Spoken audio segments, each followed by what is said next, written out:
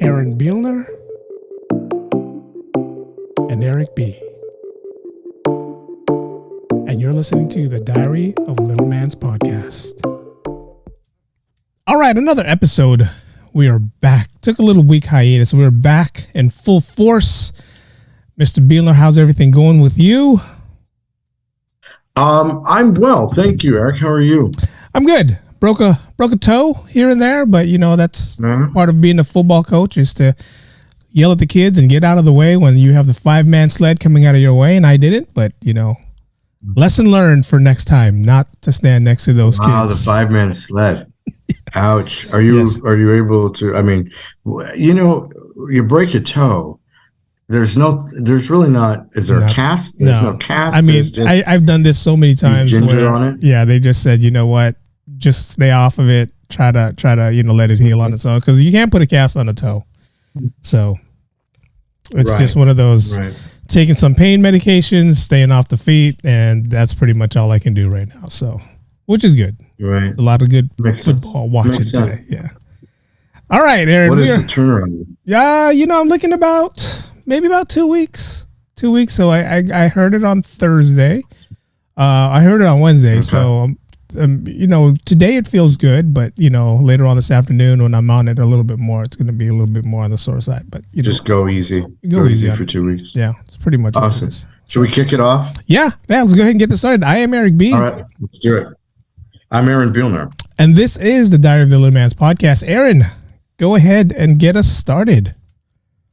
Yeah, in the last few weeks, and I was going to talk about this show before, and I really want to kind of delve into it, is I've noticed that credibility can be affected by stature, that in good ways and in not so good ways, but that definitely obvious that a person's stature can determine or influence, their credibility amongst others. And sometimes, yes, it could be misread. I probably could be reading too much into how people are responding, and I have a tendency to do that.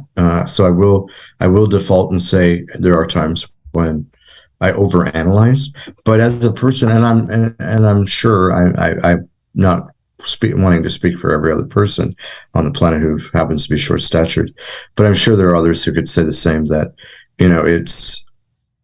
you almost have to go up a couple more notches and levels, if you will, in order to really get your point across or to earn the respect of your colleagues.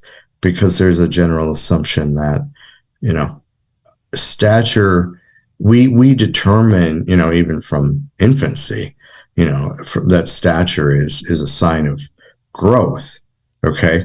Yeah. So if a person hasn't hit a certain level, and I've experienced this directly, where especially from like older citizens, where they treat you very, and I don't think they're intending to be vicious, but they treat you as if you were a child, based on your stature. And then, as we were talking earlier before the show started, I have been in environments where I've been told I was toxic because I'm very forthright, I'm very forthcoming, and I'm not much of, and it probably hasn't played well for me at times. I'm not much of an ass kisser, and so I don't do this whole, because of who I am as a, person with achondroplasia, I have to, kiss anyone's ass and, get any, more attention with that. Yeah. So, I just think it's very intriguing. Do you think Hollywood has a lot to do with that? Because every time we see a show or a movie and, there's a little person in it, they always portray that little person as an angry person or someone who's not, comfortable. I've noticed that. I've noticed that. I mean, like, my favorite movies. On average, my favorite movie is The Elf. And, Peter Dinklage plays, the little guy in the movie, and he came off as an angry little person in that movie. So it's kind of like you think about that, and then you think about what Hollywood portrays in our mind. It's like, especially for some of us who's never met a little person, who's never been around a little person, and whenever we see one in public, we're like, oh, be careful. They get angry easily. So I wonder if Hollywood has a lot to do with that. Watch out. They could bite. There's that. And I didn't realize this until I'd heard it more than one. It took a while before I heard this like a few times, and it was like bang, bang, bang when it actually happened, of like angry dwarf syndrome. Yeah. And I was trying to vet that out of what do you mean by that? And so if a person of short stature, a person who happens to have dwarfism, is chapped about something, then, or however they address anything, then there's this angry dwarf syndrome, or that they, if they become angry about something, that it's a generalization that every little person is like this. Yeah. They all have angry dwarf syndrome. And I'll tell you this, there does come a point in any given day or week or month or whatever, where you've had your fill of BS, and like attitudes and behaviors, and where you just say, all right, I'm over this. You're done with it. Yeah. And you do come off as being belligerent and distraught and angry. And so then, of course, then you're stuck. Okay, because I, said something a certain way, I must be, I always must be like this. I'm always pissed off. Yeah. And that's not the case, obviously. I mean, nobody could be pissed off all the time. You just, say enough is enough. But you hit and everybody does this. It isn't just, exclusive to people who happen to have dwarfism. Everybody gets their moment. Yeah.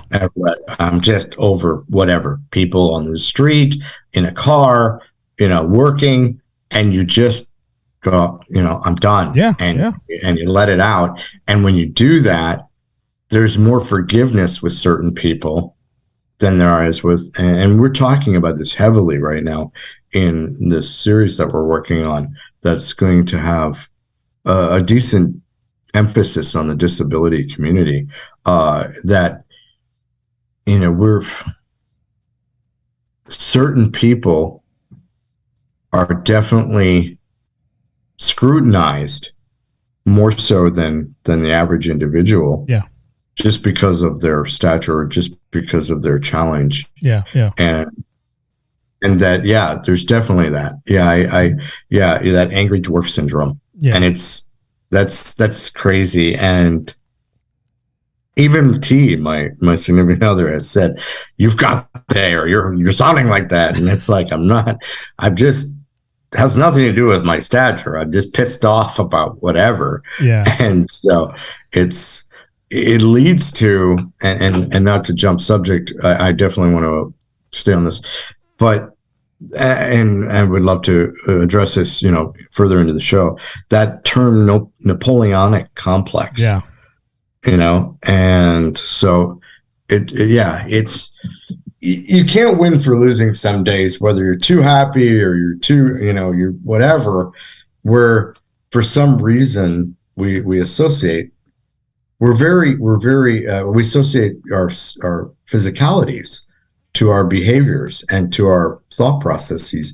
And we're very surfacey. Yeah. On average, we're still very surfacey as humans, where we do, like you were talking about, I want to get back to Hollywood and that Hollywood stigma. There is that, and I think his last name was Finch, the character that Dinklage played in Alf, where he comes off as the bitter dwarf. And he's very, well suited. He's very well spoken, and he's very, the Will Ferrell character is thinking that he's one of his fellow teammates or whatever. Yeah. And I think it's actually a funny scene, but he definitely comes up, because he actually gets up on the table. Yeah. And then like runs across and jumps on Will Ferrell. Yeah. Which, I commend Dinklage for trying that or doing that. That's something as a little person we all are concerned with when performing. We don't want to look and I'm making this term for myself. I'm not speaking for any other little person who's been in the entertainment industry, but on average, you do your best not to look quote unquote dwarfy. Yeah. Which means, I mean, I will not run in a scene. I will not run. If I'm running, you will not see in the Little Teen Man. You did not see but my face. Yeah. When I was running, you didn't see my body. I will not run. I don't want people to watch that. I don't want people to make comments about that. I don't, because it is a little, our legs are flailing every which way and we look like we're wobbling all over the place. And it's not the most appealing thing to see. And so that running is one thing. Anything that's overly physical, jumping, whatever, I will try to get away from that. If it can't, you can give the impression without seeing my whole body on the camera. I don't mind standing up for the camera. I've been in my underwear in front of the camera, unfortunately, to those who had to see that. But I will not. Certain movements just come off as extremely dwarfy, quote unquote. And so, it's anytime, you talk about Hollywood, and whether it be the angry dwarf syndrome or anytime you have a person of short stature and they're doing anything physical, I think it's more often not intentional for the comic effect of it. And so, even like, and I mean no disrespect by this, because I think he's an amazing entertainer. Danny DeVito, playing the Penguin in Batman, and the costuming and whatever. I mean, he's the short-statured man to begin with, and then they made everything very bulbous and whatever, because it accentuated his height. So I think that that's something you're always going to battle. You can't get away from, whether it be LA, whether it be the street down, next to the grocery store. I mean, whenever people see you, they make their own preconceived notions. And when I was writing the notes for the show, I was thinking from the get-go, like children, if you start at that age range and what they see and what they're thinking, which is fine. I mean, they're children. And I don't mean that as a discarding, they're children, they're not worth it. I'm just saying the innocent mind of a child, and they're trying to relate.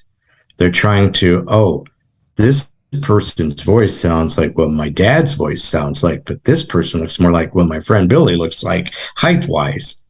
And so how is this working? Why? I mean, especially if they are eye to eye with you. They're processing it in their head. If they're eye to eye with you and they're the same height, and yet you're doing things that they don't get to do, or you're, I remember, and I can't remember the specifics of it, but I remember, and I think it was one of my own relatives, a younger kid, who was wondering why I, was going into a bar or something and they didn't get to go into it.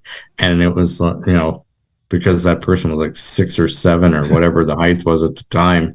And of course, why is Aaron going in there? He shouldn't be in there. I can't go in. Why can he go in? Yeah, exactly. And so I get it with kids, because that's what we do. We're born, we're always comparing things. If you give a child one cookie, or if you give them 2 cookies, they're going to prefer 2 cookies over 1 cookie. That's more. It's more. Everything's more. So I think I've said this already in a previous show, but my greatest one of all of them with kids, we were standing in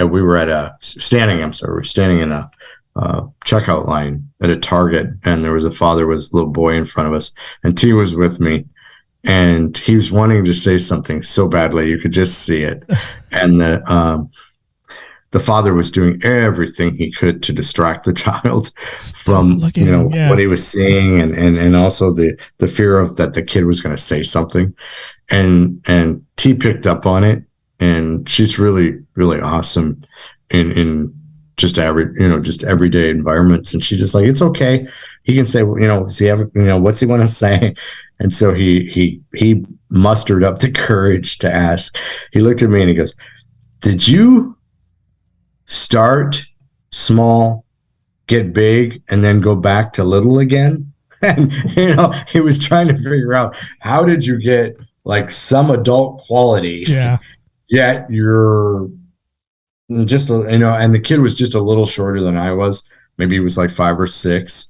But he was doing his best. I mean, he had, you could see the abacus working in his head and the algorithms flying, and, all those, like you see in animations where the numbers are all over the place and something's going on, something's going to be computed. We just don't know what the hell it is. It was awesome. And so I guess what really I find perplexing is, that's obviously normal and acceptable for a certain age range, but it seems like some people don't grow out of that. Yeah. And they make the most unbelievable statements and then inferences and then statements by, yin and yang, of how your stature must determine not only your maturity, but also your intelligence. Yeah. And so then that's also how we're going to, on average, respond to that stature. So that's perplexing to me. It's society. I mean, it's like I said, before I met my friend Eric, I didn't know how to treat a little person. And the only things that I saw was what TV gave me. And back then we didn't, the smallest person we had was Danny DeVito. Then we also had the character Tattoo from Fantasy Island. So we didn't really know how to treat a little person when we saw them in person. Until Eric told me, hey, I'm no different than you. I'm just a little bit smaller, but treat me like no different. So well, and the thing about that is, it's just by numbers alone. People with skeletal dysplasia, which is the super scientific definite term, or any type of dwarfism, on average, or not on average, just numbers. Sorry, I use that phrase a lot too, on average. Supposedly, there's about 250,000 people on the planet that have some type of form of skeletal dysplasia. So if there's only 250,000 on this rock of close to 8 million or 8 billion, 8 billion, the odds of meeting somebody or coming in an encounter or having an encounter, like physically encounter, not the wonderful world of Zoom or a phone call or whatever, the odds of actually coming in physical contact, this sounds weird, it sounds like we're out in the wild trying to hunt down like some type of wild animal, but the actual odds of coming in contact with a person who's a little person, or person with dwarfism, are rare. So your rare encounter, so very rare. So any type of exposure, like you said, is television. Yeah. I mean, Hervé on playing Tattoo, Billy Barty was probably one of the first exposures for many people in the entertainment world, to see him on television, to see him in films, to see, any type of media, portraying, a little person. And I think we've addressed this as well, but just briefly talking on it, the very first documentations of dwarfism, it was very surreal, people being considered like deities. They must have some type of special godlike powers, mythological powers even, because of their stature, and that must mean, because of the person's physical stature determines, that their spiritual connection or their abilities. I love the idea of it, especially with my children. I wish they considered me to have godlike powers, so that I could get more things done when I, or get more things addressed when I ask them to do things. Because that would be wonderful in those moments. But and then again, it went from that to like a very carnival, like circus, like, approach, like here's the bearded lady and the crazy midget, and literally, here's a town of, and they didn't say little people, they didn't even say dwarf, they said, here's Midget Town, and these people all live here. And supposedly, again, and I've read this more than one time, at least three, if not four, where there's a dwarf village, I guess, in like North Korea, where if they have children, if people have children who have dwarfism, they're actually taken and expected to reside in that area. And it's like, wow, that's super insane to me, and also extremely alarming. I heard there's one in San Diego.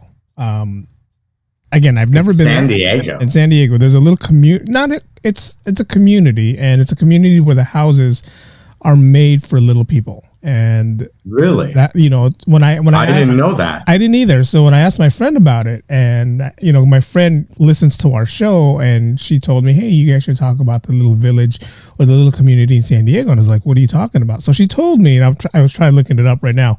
She said there's a community there where it's just houses made for little people, and they mean like the doors are a little smaller, shorter.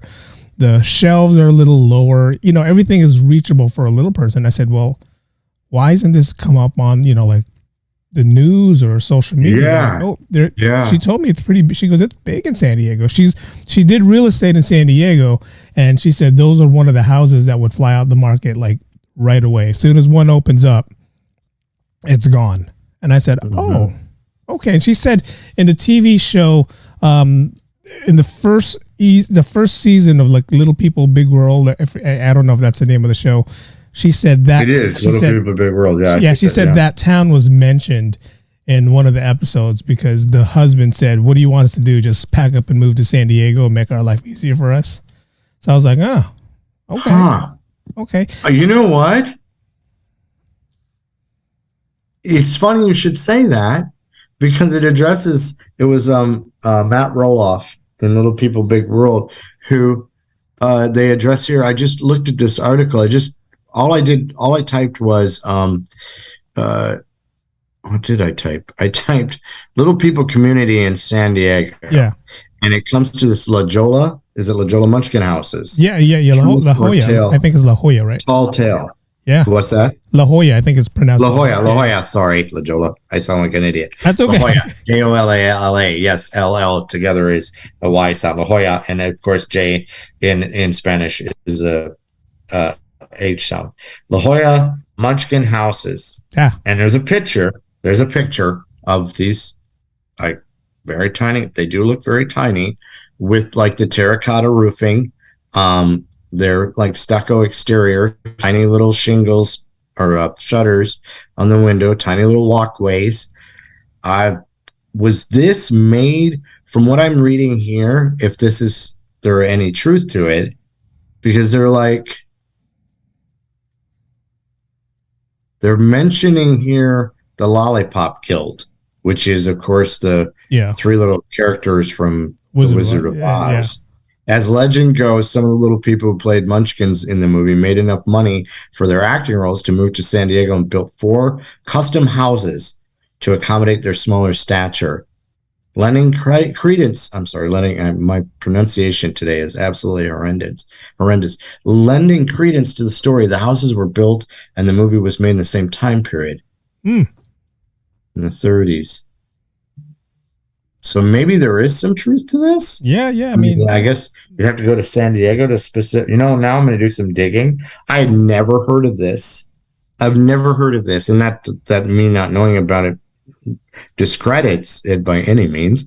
I just have never heard of this, or if I had, I glazed over it.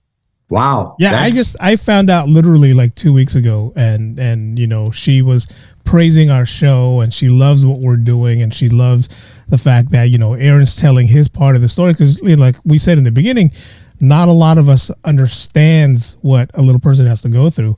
And when she asked me about your living area, I'm like, I'm assuming he lives in a regular house, and then she told me about this. I was like, wow, wait, You're right. I will say, you know what? Can we jump into what you just said? I think that's great. Yeah.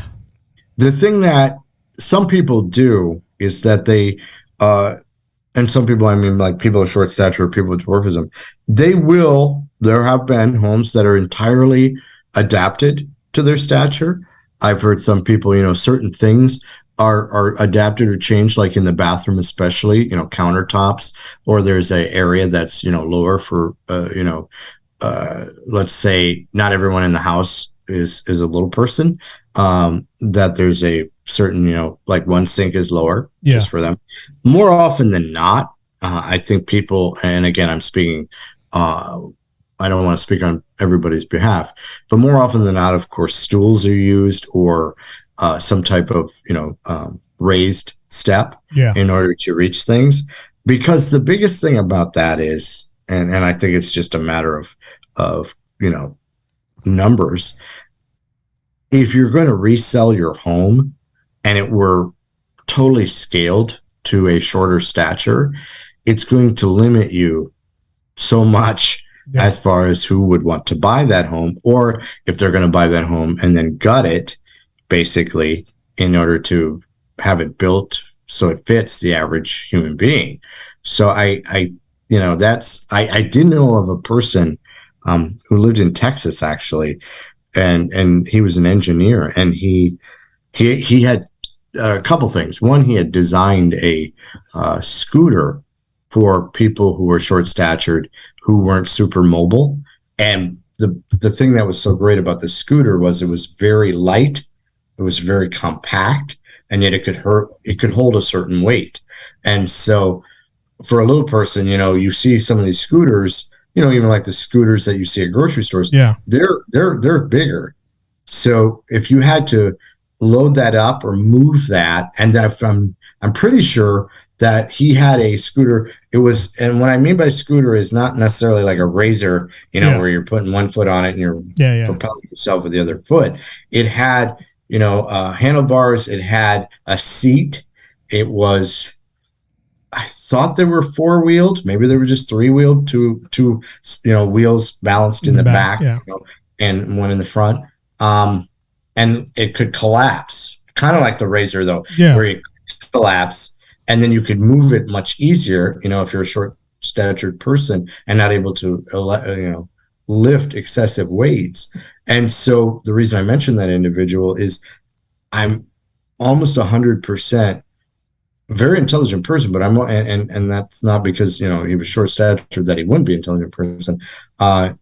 He also had scaled his home down.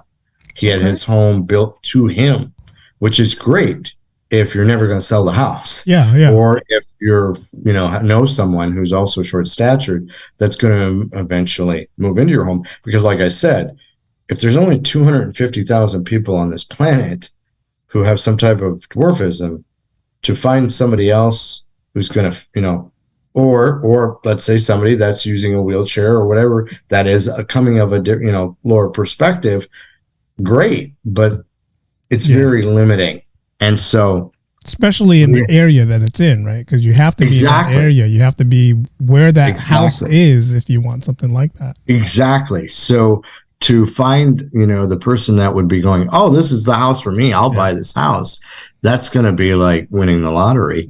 And not saying that it can't happen. Obviously, there are odds, but it would limit you. Yes, it would be wonderful to have everything absolutely to my scale in a home. I've never had that, so I don't expect it. You learn to adapt. I think that's the one thing that most people do not understand, for whether it be a person of short stature or any type of person with any physical challenge, is that we adapt, to this world, and we have to. And not that it's, oh, woe is me and life is so hard and here comes a pity kick, but we do have to adapt. And if you don't, or you think that the world's going to adapt to you, you're going to be, set up for failure and horrendous disappointment, because that doesn't happen. We were talking about this in an earlier show, of going to a store, buying clothing, and then having to have it altered.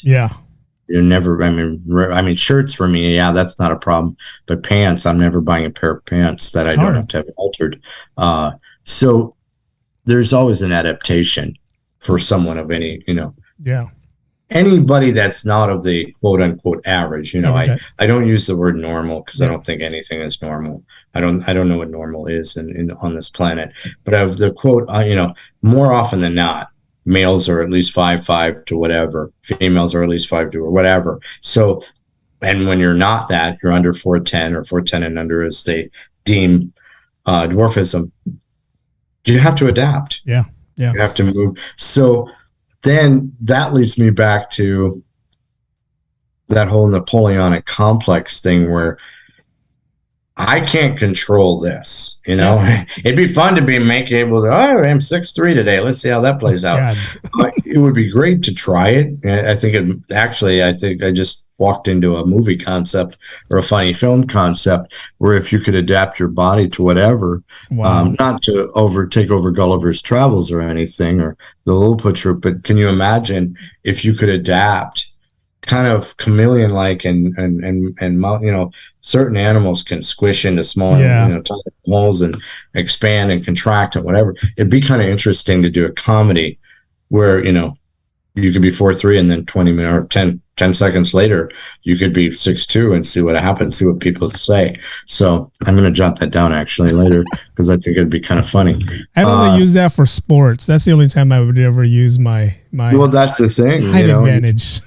That's the thing. You talk about sports, and I think, there are certain sports that I really enjoyed and I thought I did fairly well, just, not phenomenally. I wasn't an amazing athlete. I considered myself to be somewhat athletic when I was younger, but I was not an amazing athlete by any means. But there were certain sports that I thought, I did play well. I loved catching. I did love catching in baseball. I enjoyed volleyball because I loved digging. I enjoyed racquetball because I thought, racquetball, you could, if you knew how to place where to hit the ball and where your opponent wasn't, and kill shots that were very low in corners and stuff, that height wasn't. I mean, granted, you didn't want to, be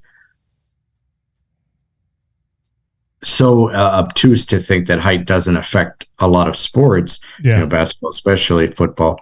But there are sports that the shorter stature could, survive in and do fairly well in. So, and then, like I was talking about earlier about the Napoleonic complex, if you're aggressive and you kind of throw your weight around, people misconstrue that as, you're obviously doing that because you're, uncomfortable with your stature. And there are times that anybody is uncomfortable in their own skin or wishes that they physically were somebody else, but I've never been to that. I don't think. Maybe I have. Maybe there might be many others who go, I disagree with you, Aaron, that I tried to throw my weight around just because of my stature, so that's an interesting thing. But that whole La Jolla thing, what blows me away is that I think they are there. And the one thing that I read in this article that was interesting is there was a student back in 2003 from San Diego State who searched for this place and found it. And then he wrote about it in the university newspaper in 2003. So it'd be interesting. I might do some searching later for that article. The student's name was Kenneth Smith, and the San Diego State paper is the Daily Aztec. And I guess he looked in to the windows of one of these little places, and there was no one in there at the time. It was, I guess, abandoned or, not occupied, but that he saw, and this is in quotations, he saw cobblestone-like tiled floors and little round fireplace. So I kind of want to know about this more. Yeah. I'm trying to look it up too. So And this home, whatever he looked into, had 2 bedrooms and a bath. It was about 1,100 square, just shy of 1,200 square feet. I'm only seeing pictures of one house, but you said there was 3 houses. Is it the same one? Is it the white with the exterior? Green, yeah, with the green with door. green shutters? Yeah, that's the only one I'm seeing. Terracotta roofing, and then also there's some, stone facade out front with like some bushes and a couple rocks, and and they're, if I'm not mistaken, those appear to look like bars on the one window or whatever on the right. Or what is that? Do you see what I'm seeing? Yeah. That could be. And it's got a hole in it, though. It's got a square. I don't know if that's where they feed the little peep. Oh, I'm being really. No, yeah. I'm a little person, so don't anybody get offended by that. That could have been. That could have been like a fire window, or maybe like back in the days. Yeah. They didn't. Right. They didn't want rob. But it's weird because that one window has bars, but the one next to it doesn't. So that's what I'm saying. It's like that has. That's why I'm like, is that a holding area? Is that a feeding area for the? Again, I'm a little person. I'm not that obtuse and insensitive. I have a cousin that lives in San Diego. I'm gonna have her. We got to definitely see if this is check real. This out. Yeah, I'm okay. Just have. We definitely. It looks like a real street. Now you got me going on some type of crazy. Yeah, no, she brought it up to me, and you should have seen the look on my face when I said, "What, little houses?" La Jolla Munchkin house. She goes, these houses fly off the market as soon as they're sold. Okay. Now I'm gonna, because I've already mispronounced La Jolla, and so I feel like an idiot. Where is La Jolla in relationship to like downtown San Diego? Yeah, let's find out. Let me see where La Jolla, California is, because I don't know where La Jolla is in San Diego. So I'm gonna look it up. So we're looking. Oh, La Jolla is pretty big. Oh yeah, it's pretty big. So it's on the coast. It looks like it's on the coast, and it's like not even close to downtown San Diego. We're looking at, So it's not. Wait a minute. Why is it saying San Diego then? It's in San Diego, but it's not in downtown San Diego, not near San Diego Zoo. Chula Vista is the last city before we hit Tijuana.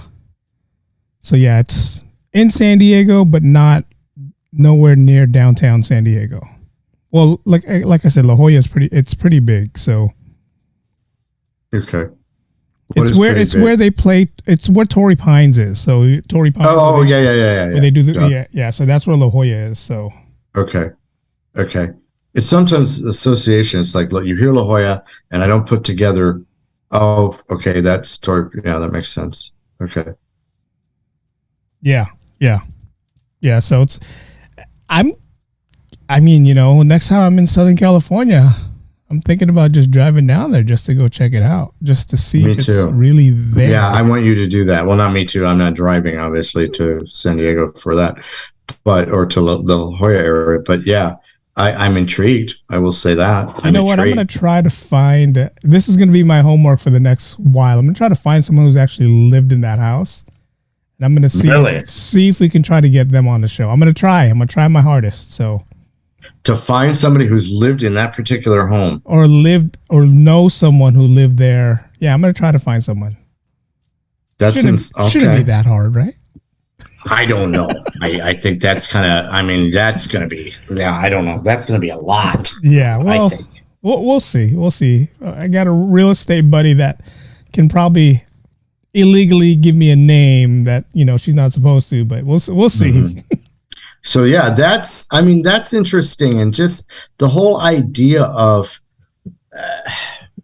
we definitely determine people's worth and I don't know, credibility on whether their stature. It's interesting because I was looking this up on. There's a thing called EnglishStudyOnline.org. And what I was looking up was that how many different ways you could say don't judge a book by its cover. Yeah. Like different ways to say that. And one that popped out, and I'm citing EnglishStudyOnline.org. All that is gold does not glitter. I've heard that before. Where it's you were talking about the stigmas that come from how Hollywood has determined little people or depicted them. But what also that idea of tall, dark, and handsome, that we want to, people who are seeking a mate are looking for the tall, dark, and handsome, or we associate shorter stature with being, like I was thinking about different boss characters in films and television who are shorter, and that they're just a militant and grumpy individual who hates everyone, and that's why they do what they do. And so you just mentioned Danny DeVito in Taxi when you mentioned the boss character. That was why. I think that's why that role was made, because he came off as this little Hitler or this little Napoleon, and then it was assumed that he was always bitter and angry because he happened to be short-statured and hated his life. So obviously, everybody else was going to be miserable around him, and it's just very intriguing to me. It's one of my favorite shows, by the way. I love that show. Whenever it's on, I try to watch it.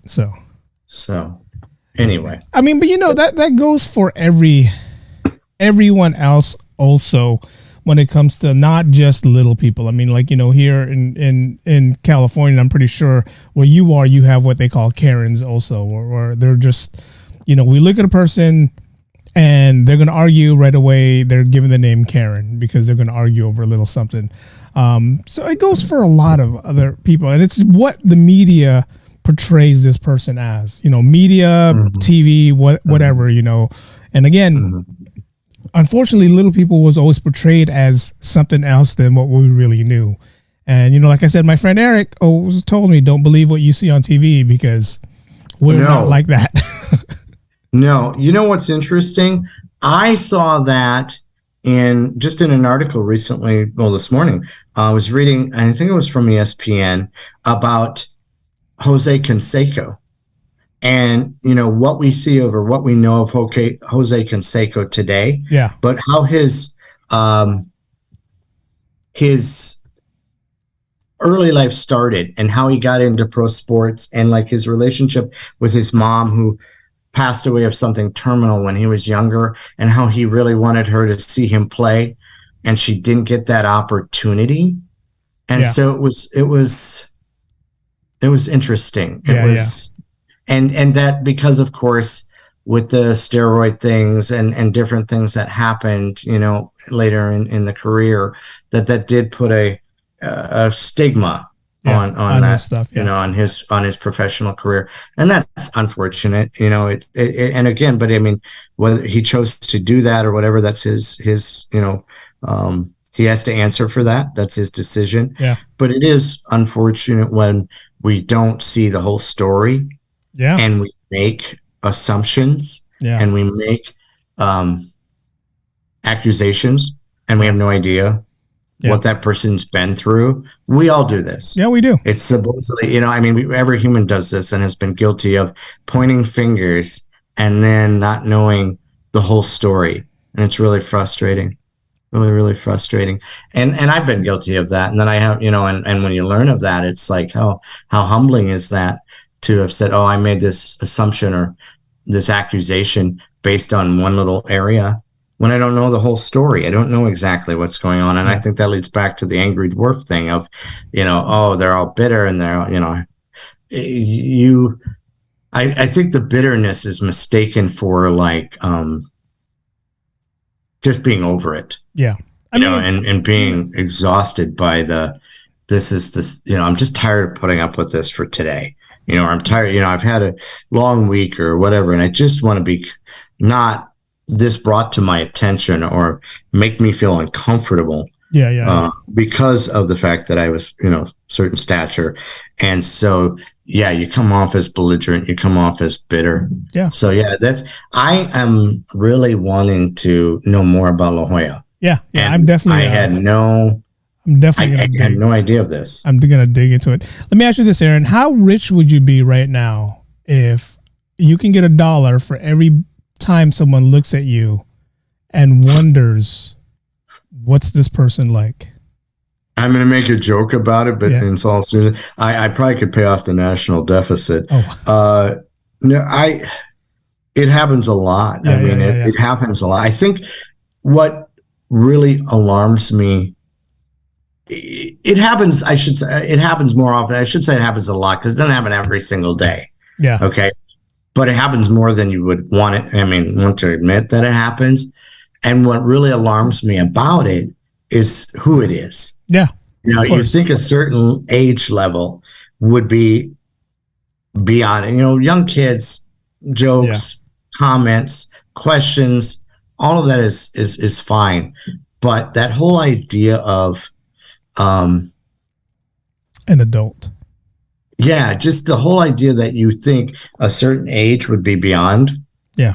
It's not true. Yeah. It's not true. And it's not everybody, of course. Not all adults act the same. We know this. But and not making obscene generalizations. It's just there's certain people you go, oh, I made the mistake of thinking that person was more mature and more well-versed than he or she actually is. And that I didn't think that my stature would have to be something we need to address in this environment. On a professional level, I've had moments like that where you're like, this is outrageous, just in like parties, with other adults. And it's like, wow, and not knowing that person, it was another guest that was there that I wasn't, very close to or familiar with, and comments are made, and it just changes everything. Yeah. It's just from that moment forward, it's a totally different ball game. Yeah. So, anyway. Well, that's the life we live in. And, education is the key. That's why I always tell everyone, before you decide you want to get rid of American history and U.S. history, please educate your kids. Let them know what really happened before doing all that. But, that's a different podcast for a different story that I'm dealing with right now in my son's high school. But again, this has been fun. This is cool. I know Aaron has to run. He has to cut this short. But I'm going to try to find out what's going on with La Jolla. Yeah, I'm going to do some digging too on La Jolla. Please. I'm going to try to find out what's going on there. That would be huge. And I sorry guys, to our listeners, viewers, I apologize. I got to address a couple things quickly. But that being said, we definitely have something here. Let's open the next show with our findings and see where it goes. Okay. Yeah. Thank you guys for watching. Thank you guys for listening. Thank you very much, everyone. Until next week, we are the Diary of the Little Man's Podcast. Thank you. Thank you. Bye. You've been listening to the Diary of the Little Man's Podcast.